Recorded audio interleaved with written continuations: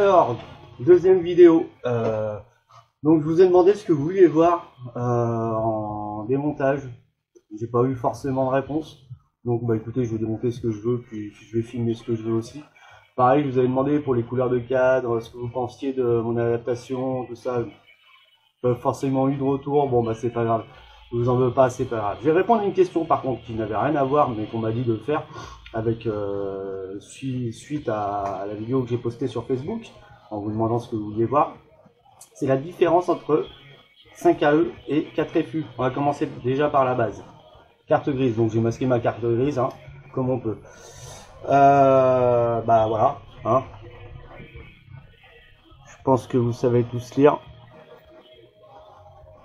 4FU, oh, j'arrive pas à tourner parce que c'est différent, c'est inversé sur le portable.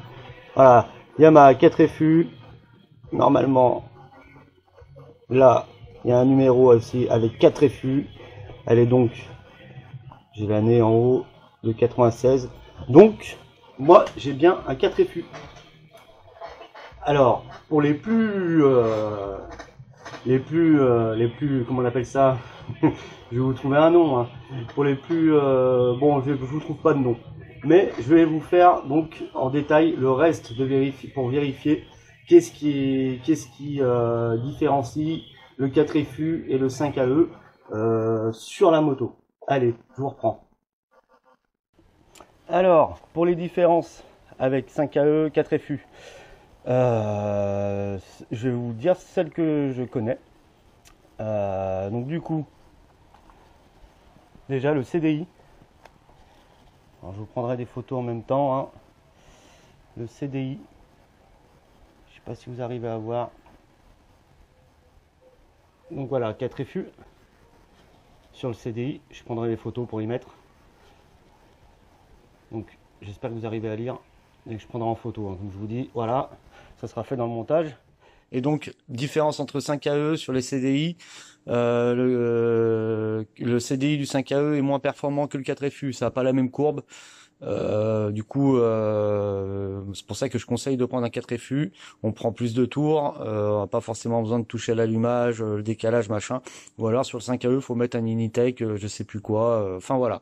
Première différence que pour moi est pas non plus négligeable. Après,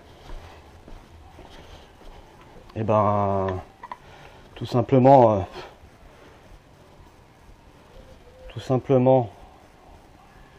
on n'a pas besoin de la lampe là, hein, je crois. Éteins-toi, bon Dieu. Donc là, hein, 4FU.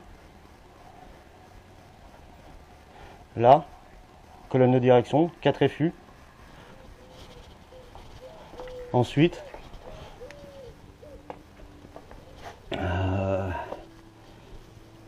sous le carbu.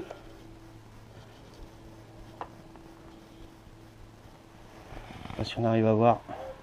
Je prendrai une photo pour me mettre au montage.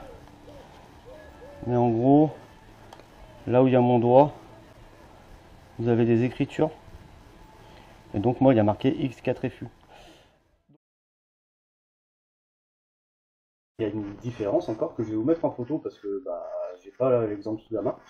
C'est la différence entre le bourrelet et pas bourrelet sur culasse. Alors, il arrive que les 4FU ont des bourrelets, bien sûr.